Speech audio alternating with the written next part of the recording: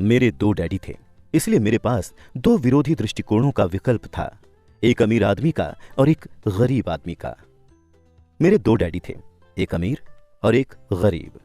एक उच्च शिक्षित और बुद्धिमान थे, वो पीएचडी थे और उन्होंने 4 साल का पूर्व स्नातक पाठ्यक्रम 2 साल में ही पूरा कर लिया था। इसके बाद पढ़ाई करने के लिए वो स्टैनफोर्ड यूनिवर्सिटी, शिकागो यूनिवर्सिटी और नॉर्थ वेस्ट यूनिवर्सिटी गए, जाहिर है पूरी स्कॉलरशिप्स पर। दूसरे डैडी कभी 8वीं भी पास नहीं कर पाए। दोनों ही डैडी अपने करियर में सफल थे। दोनों ने ही जिंदगी भर कड़ी मेहनत की। दोनों ने ही काफी पैसे कमाए, लेकिन एक हमेशा आर्थिक परेशानियों से जूझते रहे और दूसरे आगे चलकर हवाई के सबसे अमीर लोगों में से एक बने। एक अपनी मृत्यु के समय अपने परिवार, परोपकारी संस्थाओं और चर्च के लिए करोड़ों डॉलर छोड़ गए, तो दूसरे ने अधूरे बिल छोड़े जिनका भुगतान बाकी था। दोनों ही डैडी शक्तिशाली, करिश्माई और प्रभावशाली थे। दोनों ने ही मुझे सलाह दी, लेकिन उन्होंने एक जैसी चीजें करने की सलाह नहीं दी। दोनों ही शिक्षा पर बहुत जोर देते थे, लेकिन उन्होंने अध्ययन के लिए एक जैसे पाठ्यक्रम की सलाह नहीं दी। अगर मेरे सिर्फ एक ही डैडी होते तो मैं या तो उनकी सलाह मान लेता या फिर उसे ठुकरा देता। दो डैडी होने से मुझे विरोधी दृष्टिकोण का विकल्प मिला, एक अमीर आदमी का और दूसरा गरीब आदमी का। उनमें से किसी एक दृष्टिकोण को स्वीकार या अस्वीकार करने के बजाय मैं उनकी कही बातों पर काफी सोच विचार करता था, उनकी तुलना करता था और फिर अपने लिए विकल्प चुनता था। समस्या ये थी कि अमीर डैडी उस वक्त अमीर नहीं थे और गरीब डैडी उस वक्त गरीब नहीं थे। दोनों ही अपना करियर शुरू कर रहे थे और दोनों ही आर्थिक व पारिवारिक क्षेत्रों में संघर्ष कर रहे थे, परंतु पैसे के बारे में उनके दृष्टिकोण बहुत भिन्न थे। मिसाल के तौर पर एक डैडी कहते थे, पैसे का प्रेम ही सारी बुराई की जड़ है, तो दूसरे डैडी कहते थे, पैसे की कमी ही सारी बुराई की जड़ है। दो शक्तिशाली डैडियों की अलग अलग सलाह से बचपन में मुझे बड़ी उलझन होती थी। मैं एक अच्छे बेटे की तरह उनकी बातें सुनना चाहता था और उन पर अमल करना चाहता था। दिक्कत ये थी कि दोनों डैडी एक सी बातें नहीं कहते थे। उनके दृष्टिकोण में जमीन आसमान का अंतर था, खास तौर पर पैसे के संबंध में। इससे मैं बहुत चकराता था, लेकिन मेरी जिज्ञासा जाग गई। मैं काफी समय तक सोचता रहता था कि उनमें से किसने क्या कहा और क्यों कहा। अपने खाली समय में अधिकतर मैं इसी बारे में विचार करते हुए खुद से ये सवाल पूछता था, उन्होंने ऐसा क्यों कहा? फिर मैं दूसरे डैडी की कही बातों के बारे में भी यही सवाल पूछता था। इसके बजाय तो ये कहना ज्यादा सरल होता, हां, उनकी बात बिल्कुल सही है, मैं इससे सहमत हूं, या ये कहकर उनके उस दृष्टिकोण को नकार देना भी आसान होता। उन बुजुर्ग इंसान को पता ही नहीं है कि वो क्या बोल रहे हैं।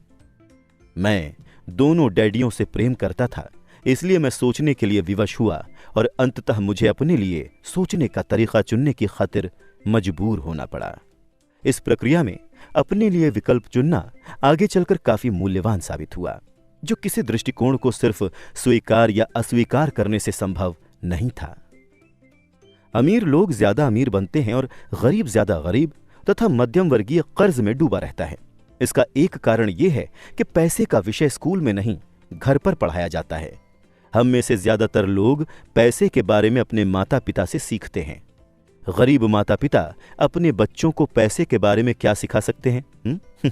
वो बस कह देते हैं, स्कूल जाओ और मेहनत से पढ़ो। हो सकता है कि बच्चा बेहतरीन ग्रेड के साथ पढ़ाई पूरी कर ले, लेकिन उसके बाद भी उसकी आर्थिक प्रोग्रामिंग और मानसिकता तो गरीब व्यक्ति की ही रहेगी। दुर्भाग्य से पैसे का विषय स्कूलों में नहीं पढ़ाया जाता। स्कूल में वित्तीय योग्यताओं के बजाय अकादमिक और पेशेवर योग्यताओं पर जोर दिया जाता है। इससे यह स्पष्ट होता है कि जिन चतुर बैंकरों, डॉक्टरों और लेखपालों ने स्कूल कॉलेज में बेहतरीन ग्रेड पाए थे, वो जीवन भर पैसे के लिए क्यों जूझते रहे। अमेरिका पर जो भारी राष्ट्रीय कर्ज है, वो काफी हद तक इसी कारण है क्योंकि जो उच्च शिक्षित राजनेता और सरकारी अधिकारी वित्तीय निर्णय ले रहे हैं, उनके पास पैसे के विषय पर बहुत कम प्रशिक्षण है या जरा भी नहीं है। आज मैं अक्सर सोचता हूं कि तब क्या होगा जब जल्द ही हमारे बीच लाखों करोड़ों लोग होंगे जिन्हें आर्थिक और चिकित्सकीय सहायता की जरूरत होगी। आर्थिक सहायता के लिए वो अपने परिवार या सरकार पर निर्भर रहेंगे। जब मेडिकेयर और सामाजिक सुरक्षा कैसे बचेगा अगर पैसे के बारे में बच्चों को सिखाने का काम माता पिताओं के भरोसे छोड़ दिया जाएगा, जिनमें से अधिकतर या तो पहले से ही गरीब हैं या फिर गरीब होने वाले हैं। चूंकि मेरे पास 2 प्रभावशाली डैडी थे, इसलिए मैंने दोनों से ही सीखा।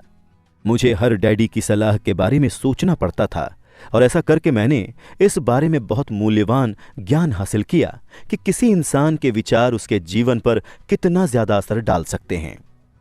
मिसाल के तौर पर एक डैडी में यह कहने की आदत थी, मैं इसे नहीं खरीद सकता, तो दूसरे डैडी ने इन शब्दों को प्रतिबंधित कर दिया था।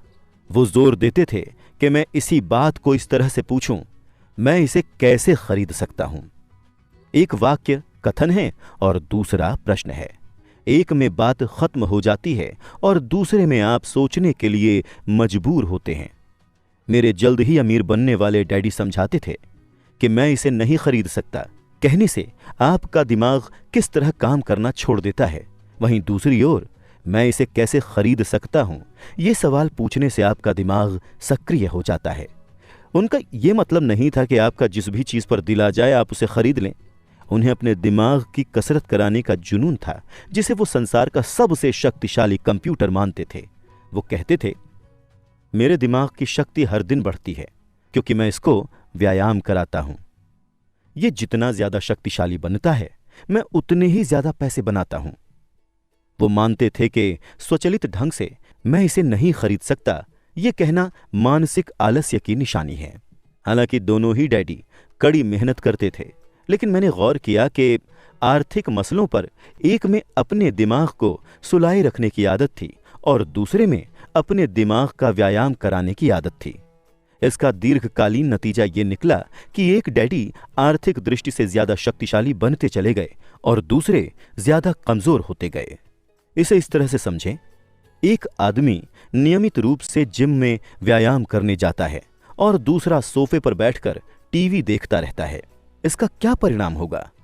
जिस तरह सही शारीरिक व्यायाम स्वास्थ्य के आपके अवसरों को बढ़ा देता है, उसी तरह सही मानसिक व्यायाम दौलत के आपके अवसरों को बढ़ा देता है। मेरे दोनों डैडियों के विरोधी नजरिए थे और इससे उनके सोचने के तरीके पर असर पड़ता था। एक डैडी सोचते थे कि अमीरों को ज्यादा टैक्स देना चाहिए ताकि गरीबों को फायदा मिल सके, तो दूसरे डैडी कहते थे टैक्स उत्पादन करने वाले लोगों को सजा देता है और उत्पादन ना करने वालों को पुरस्कार देता है। एक डैडी सलाह देते थे मेहनत से पढ़ो ताकि तुम्हें किसी अच्छी कंपनी में नौकरी मिल जाए। दूसरे डैडी ये नसीहत देते थे मेहनत से पढ़ो ताकि तुम्हें खरीदने के लिए कोई अच्छी कंपनी मिल जाए। एक डैडी कहते थे मैं इसलिए अमीर नहीं हूं क्योंकि मुझे तुम बाल बच्चों को पालना पड़ता है, तो दूसरे का कहना था मुझे इसलिए अमीर बनना है क्योंकि मुझे बाल बच्चों को पालना है।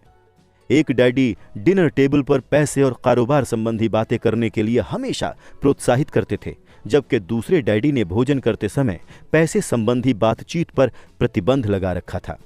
एक कहते थे जहां पैसे का मामला हो वहां पर सुरक्षित खेलो, जोखिम मत लो, तो दूसरे कहते थे जोखिम को संभालना सीखो। एक डैडी को यकीन था हमारा मकान हमारा सबसे बड़ा निवेश और हमारी सबसे बड़ी संपत्ति है, तो दूसरे डैडी का मानना था मेरा मकान एक दायित्व है और अगर आपका मकान आपका सबसे बड़ा निवेश है तो आप संकट में हैं। दोनों ही डैडी अपने बिल समय पर चुकाते थे, लेकिन एक अपने बिल सबसे पहले चुकाते थे जबकि दूसरे अपने बिल सबसे अंत में चुकाते थे। एक डैडी का यह मानना था कि कंपनी या सरकार को आपकी और आपकी आवश्यकताओं की परवाह करनी चाहिए। वो हमेशा वेतन वृद्धि, रिटायरमेंट योजनाओं, चिकित्सकीय लाभ, बीमारी की छुट्टियों, छुट्टी के दिनों की संख्या और दूसरी सुविधाओं के बारे में चिंतित रहते थे। वो अपने 2 चाचाओं से प्रभावित थे जो सेना में चले गए थे और 20 साल की सक्रिय सेवा के बाद उन्होंने जीवन भर के लिए सेवानिवृत्ति एवं अधिकार पैकेज हासिल कर लिया था। वो सेना द्वारा सेवानिवृत्त कर्मचारियों को दिए जाने वाले चिकित्सकीय लाभ और अन्य सुविधाओं की भी तारीफ करते थे। वो विश्वविद्यालय में उपलब्ध लंबी कार्यकाल अवधि से भी प्रेम करते थे। कई बार आजीवन नौकरी की सुरक्षा और लाभ का विचार नौकरी से भी ज्यादा महत्वपूर्ण दिखता है। वो प्रायः कहते थे, मैंने सरकार के लिए बहुत मेहनत से काम किया है, इसीलिए मैं इस तरह के लाभ का हकदार हूं। दूसरे डैडी पूरी तरह से आर्थिक स्वावलंबन में यकीन करते थे। वो सुविधा भोगी या अधिकार की मानसिकता के विरोधी थे और कहते थे कि ये मानसिकता लोगों को कमजोर तथा आर्थिक रूप से जरूरतमंद बनाती है। वो आर्थिक रूप से सक्षम होने पर बहुत जोर देते थे। एक डैडी कुछ डॉलर बचाने के लिए जूझे तो दूसरे ने निवेश उत्पन्न किए। एक डैडी ने मुझे सिखाया कि अच्छी नौकरी खोजने के लिए प्रभावशाली बायोडेटा कैसे लिखा जाए, तो दूसरे ने मुझे सिखाया कि शक्तिशाली व्यावसायिक और वित्तीय योजनाएं कैसे लिखी जाएं ताकि मैं दूसरों को नौकरियां दे सकूं। दो शक्तिशाली डैडियों के साथ रहने की वजह से मुझे ये विश्लेषण करने का अवसर मिला कि अलग अलग विचारों का जीवन पर कितना अलग अलग असर होता है। मैंने गौर किया कि लोग दरअसल अपने विचारों से ही अपने जीवन को आकार देते हैं। मिसाल के तौर पर मेरे गरीब डैडी हमेशा कहा करते थे, मैं कभी अमीर नहीं बन पाऊंगा, और आगे चलकर उनकी ये भविष्यवाणी सही साबित हुई। दूसरी ओर मेरे अमीर डैडी हमेशा खुद को अमीर मानते थे। वो इस तरह की बातें कहते थे, मैं अमीर हूं और अमीर लोग ऐसा नहीं करते। जब एक बड़े वित्तीय झटके के बाद वो दिवालिया होने की कगार पर पहुंच गए थे, तब भी वो खुद को अमीर आदमी ही कहते थे। वो अपने समर्थन में ये कहते थे, गरीब होने और कड़के होने में फर्क होता है। कड़का होना अस्थाई है, गरीब होना स्थायी। मेरे गरीब डैडी कहते थे, पैसों में मेरी कोई दिलचस्पी नहीं है या पैसा महत्वपूर्ण नहीं है। मेरे अमीर डैडी हमेशा कहते थे, पैसा ही शक्ति है। हमारे विचारों की शक्ति को कभी नापा नहीं जा सकता, ना ही उनके प्रभाव को कभी पूरी तरह से समझा जा सकता है। लेकिन इसके बावजूद बचपन में ही मैं ये समझ गया था कि मुझे अपने विचारों पर ध्यान देना चाहिए और अपनी अभिव्यक्ति पर भी। मैंने गौर किया कि मेरे गरीब डैडी के गरीब होने का कारण ये नहीं था कि वो कम पैसे कमाते थे। उनकी तनख्वाह काफ़ी अच्छी खासी थी। वो तो अपने विचारों और कार्यों के कारण गरीब थे। दो डैडी होने के कारण मैं बचपन में ही बहुत सजग और जागरूक हो गया था कि मैं किन विचारों को अपनाऊं, मैं किसकी बात मानूं, अपने अमीर डैडी की या फिर गरीब डैडी की।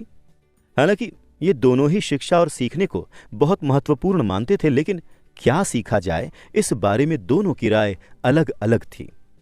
एक चाहते थे कि मैं मेहनत से पढ़ूं, डिग्री हासिल करूं और पैसे कमाने के लिए कोई अच्छी नौकरी हासिल कर लूं। वो चाहते थे कि मैं किसी पेशे में जाने या वकील या अकाउंटेंट बनने के लिए अध्ययन करूं और किसी बिजनेस स्कूल से MBA करूं।